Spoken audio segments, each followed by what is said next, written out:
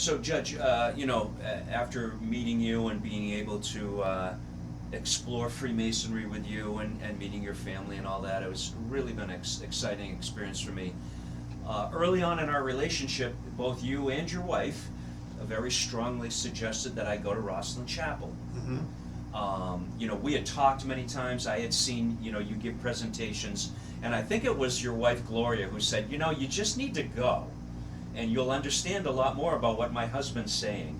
And I did go, and I've been back there 7 times. It's quite an amazing place. But I would really like the audience to hear some of your experiences, your take, your opinions on the famous Rosslyn Chapel.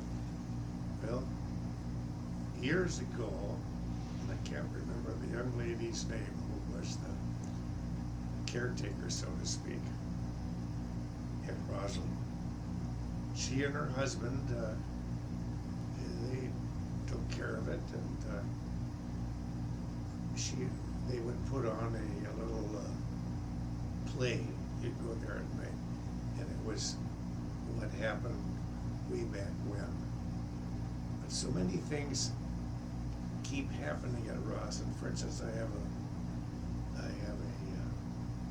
video of a guy that went down the stairs. There's a slab of a knight on the floor on the south side of the lodge. It faces east and west. Rosslyn faces east and west. And you lift it up, and there's stairs that go down to the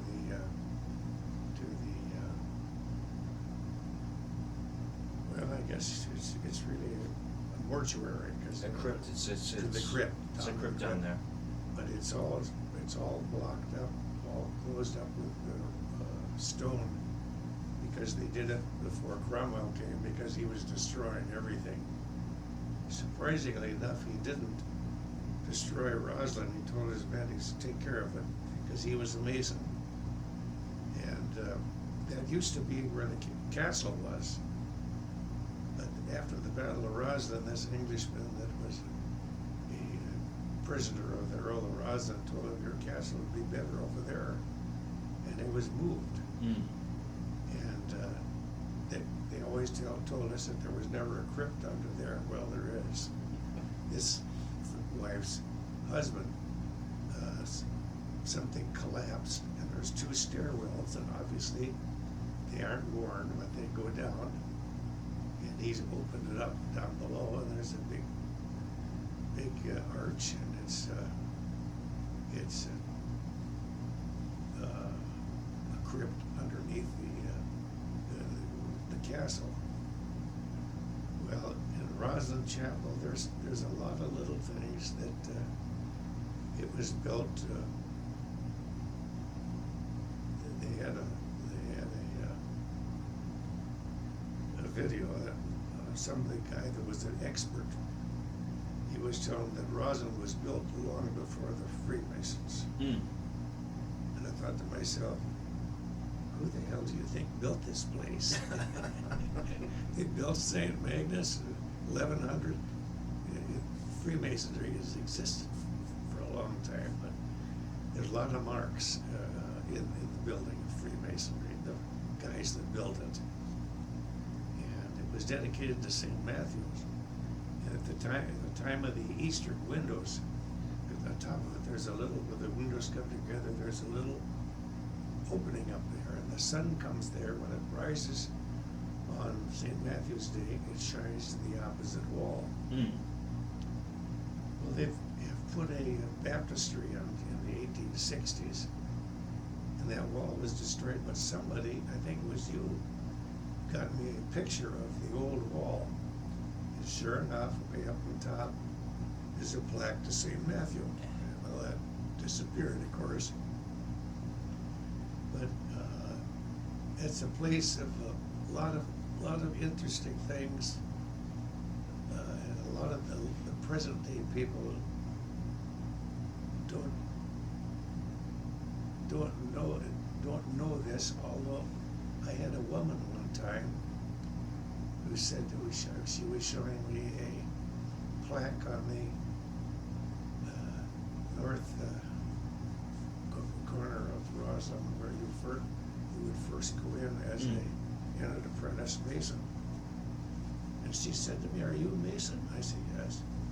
She says, "Go look at the northeast corner. Does that mean something to you?" I said, "Yes." And sure enough, it was the northeast corner. Underneath this bench, there's a round thing. I don't know what it's for, but it's there. And when before we left, she gave me a sheet of all the markings of the Masonic markings in Rosslyn Chapel. It's a marvelous place. When they covered it with a big cover to dry out the roof, they discovered an awful lot of stuff that they hadn't seen before. Because people could get up on the scaffolding and look at, as a matter of fact, you could reach out and take a piece of it and lift it up and then set it back down. It just needed, they figured it needed tuck pointing after about 600 years, you know. Yeah. But it's a fascinating place. So I did get to climb that scaffolding, and one of the spires or turrets swung open, and it was a bee's nest. It was a honeycomb. Well, it was a bee's nest, and the honey could run down to the inside to the altar. Don't ask me why or how, but Wow. it does. And obviously there was a reason for it at the time. Wow. Now that's your family's ancestral home, right? The Sinclairs were Yes. the ones who built. That's right. And then that whole land, Rosslyn Glen, and the castle, the chapel, the river. I mean, that whole area. And eventually they went to that area was Sinclair, and then they went to Caithness. They were up there. One of the in Orkney, the Earls of Orkney were Sinclairs. Prince Henry that came over here early. He was a Norwegian prince. A long story about that, but anyway, the Sinclairs are pretty much my ancestor is entombed up in Caithness. They kind of moved up there when the family was up there, and then of course there's a couple other places down south. I can't think of the name of the place. That one of the kings of Scotland told him you can't be the Duke of Orkney anymore. That's going to be me. And so he took away Orkney from the Sinclairs and gave them a castle down off east of Edinburgh. Can't think of the name of it at the present time. But history is interesting. So if your family were connected with the Orkney Islands, we know the Vikings were on the Orkney Islands. Yes. Do you believe that they might have learned from the Vikings the route over to America, the Finland, Sure they did. I don't know where they learned from the Vikings, but for instance, Prince Henry was a Norwegian prince. He was the Earl of Orkney, and his sponsor, so-called in Norway, was Queen Margaret. And in those days, Norway, Sweden, and Denmark were all kind of one country, so to speak. And he was over here in the early 1400s. He helped move people out from Greenland on to Newfoundland. And I don't think there's any question about the fact that they were over here long before we think they were. At least the Hanseatic League, they were bringing back grain and stuff from the New World. And even recently, hasn't the DNA test showed that some of the eastern tribes have got DNA from you know, what we would call Scots, Norwegian Well, Picts. the Micmacs, for The Micmac. instance.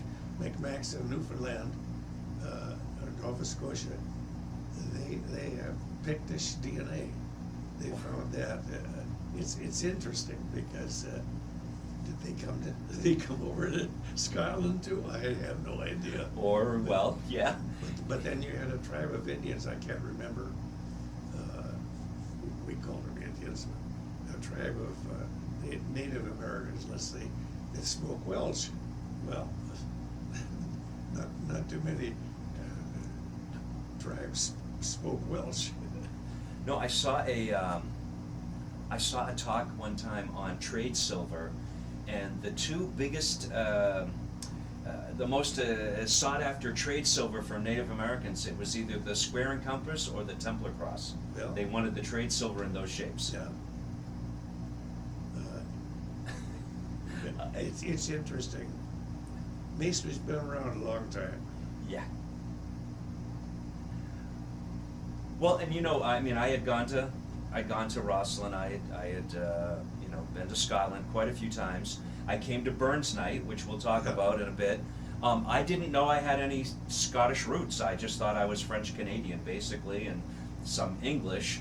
And after I got my DNA and did some ancestry work, I found out I'm Clan McIntyre, and I really, you know, I always felt some Scottish pride.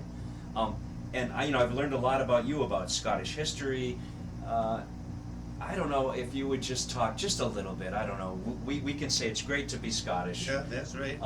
If you would just speak just a little bit about some Scottish history, your connection with Sinclairs, and I mean, actually, our relatives came over on the same boat, in chains. Yours was John Yeah. Sinclair, mine was Philip McIntyre. Yeah. I remember years ago, we had a gathering in Massachusetts, and we went up to Exeter, New Hampshire, where my ancestor came in. And the people of the governing body of Exeter were most kind to us. They sent a woman from their council to greet us, and I said, "Are you a councilwoman?" "No, she's not a councilwoman." And that's the way she wanted to be treated, as a councilman. Helmsman. And it was, they were most pleasant people. And they eventually came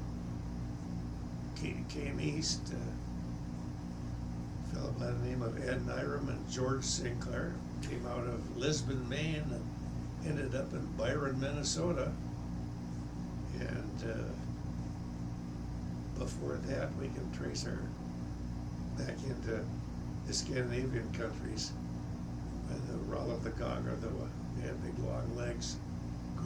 Kieran ponies were too short for him, and his legs would drag, so he had to walk. That's why they call him the Gogger. And he came into Normandy, where the Sinclairs were, and the Frasers, the Bruces. A lot of people were Norman French, and they came across, of course, with William the Conqueror, who was a Sinclair, and he had 9 Sinclair knights he came over with, and it's kind of all history for there. It was just most interesting. I know too that you have a particular interest in Napoleon, Oh, yes. and as that's from your French side, would you speak about that a little bit? Well, when I was in the 8th grade, I met 3 people: Frederick the Great, Napoleon, and Beethoven. And they've been great influences in my life ever since. Frederick the Great was also a Freemason, if I, Yeah, oh yes, oh, very much so. and probably spread that into the Russian lodges. Interesting enough, Napoleon had a Masonic apron. There's some indication that he might have been made a Mason on Malta, but beyond that, I've never seen anything else. But he had an apron. And they asked him about all these marshals he has. A lot of them are Masons. He says, "Why do you mess with those guys?" He says, "I can trust them." Wow. So, Wow. Wow. Well, so, I know, is it UMD that you do, you've done? I used to do that. What was that class that you taught? Well, I had three. I had one on Napoleon, one on Eternal Scotland, and one on the Crusades. Mm. Needless to say, the Crusades was my favorite, but it was interesting to study that and, Yes. and pass that on. I remember someone asked me one time, "Can these all be documented?" I says, "You bet. I wouldn't be up here telling you stories." Yep. I would guess you know how to present evidence. Well, you try to. And then Napoleon, did you, a little bird told me that you might have dressed up as Napoleon on the last day of class, is that true? That's the last day of class. I'd have the chef here at the kitchen make me a whole bunch of Napoleons, the nice little cakes. Mm. And I wear my Napoleon suit, and we'd go up, and that was at the end of the last day of class, we'd eat all these Napoleons. Wow. But it was fun. I don't know where you get all that information. I collected and, I'm not under oath, so, And so this is the first I've heard about your three grandmasters, Peter the Great. I knew you had a respect for Napoleon and Beethoven. Tell me a little bit about Beethoven. Well, I don't know. I love his music. Mm. And we visited the Beethoven house. And I have to say, we went into the little room where he was born. Mm. I started crying. Yeah. Yeah. Oh, yeah. But I just enjoy his music. Yeah. Enjoy his. He was quite a man. I just made a joke last night because somebody was telling a story, and they said, "Did I tell you this story before?" And I said, "Yeah, tell me again. If it's really good, I'd like to hear it again." I said, "Can you imagine somebody saying, 'Oh, with Beethoven again? I've got to hear, whatever Moonlight Sonata again. If it's good, it's good.'" It's good. That's right. And Peter the Great. How did you? Frederick the Great. I'm sorry, Frederick the Great. What was that connection? I guess I have to say I don't know, but I've always been fascinated with his life. Felt an affinity with him. Yeah, and he's a good man. Did well. Unfortunately, he had no children. But that's an interesting part of history. Wow. So you've always been interested in history. Yes, yes. And speaking of history, I mean, we just had was it the 48th Burns Night? 47. 47th Yeah. annual Burns Night. Yeah. And so the history of that is in 1976, you and Gloria started that. Well, there were other people involved at the time, but I don't think any of them exist anymore. But we remember Jimmy Carter wanted all the National League groups to do their own thing that year, and we decided we're going to do this Scottish Heritage, and we did, and we had a Burns Night. Gosh, maybe a dozen or two people showed up, and that was all we had here, and that was all there is. You had a dozen. Yeah. We had what, about 150, Yeah, give or take. yeah, that's right. Wow. And so the dozen came and you did, We've done it ever since, every year. and traditional, you had the haggis, neeps and tatties? Oh, yes, oh, yeah. Wow. And we've got a guy in the kitchen here, his name is Scotty, and he makes a good haggis. Wow. And so, how long has that Duluth Scottish Heritage Association been going? Well, since '76. Oh, that was founded then too? Yeah, oh, yeah. And had there been a group that were sweeping graves earlier than that, or is that it happened at that time? Well, there's a place up in Forest Hill Cemetery, and there were a lot of, don't ask me why, but a lot of Scots were buried up there, and it looks, as I recall, it was all around that First World War, all that plague that went through, because I used to go up and trim around the stones. Mm. Well, finally we decided we need to put some stones in there. So this friend of mine, Tom Lyle, and I had a friend whose son was in the gravestone business down in Ashland. So we put in 55 stones up there of all the people that were buried there. And then after that, John McLaughlin and I, we decided we needed to build a cairn. And so we have a nice big cairn up there now. Not a crack in it. I think the reason the old guy that built it threw all his snooze cans inside the cairn, and I think that's what keeps the joints from cracking. Wow. And you still do that? That's Oh, yeah, in the yearly We have Remembrance Day. Remembrance Day. And strangely enough, Remembrance Day can be raining. And then all of a sudden around 1 o'clock it clears up. And we do our thing, and maybe 2 or 3 hours later it starts to rain again. We've never been rained out up there. Wow. So you gave notice. Well, the old engineer took good care of us. Oh my gosh. I remember, well, I didn't know about that Old World Renaissance Festival. It was Gloria said, oh, the band is going up there, the pipe band, and I went up there with my family, and you guys were opening the Renaissance Festival up there, that little one in Twig. Oh, that was wonder, yes. And the one thing I remember about that, it's too bad, they just couldn't afford to keep it going. But their symbol was the dragonfly. Yes. And one morning we got there early, about 8 o'clock, or at least Gloria and I got before the other, and the place was just covered with thousands of dragonflies. And of course, as the sun came out and it got warmer, they disappeared. But that was really impressive. Ooh. Yeah. That place was magical. Yeah, it was. It was a great place. It had a really good vibe to it.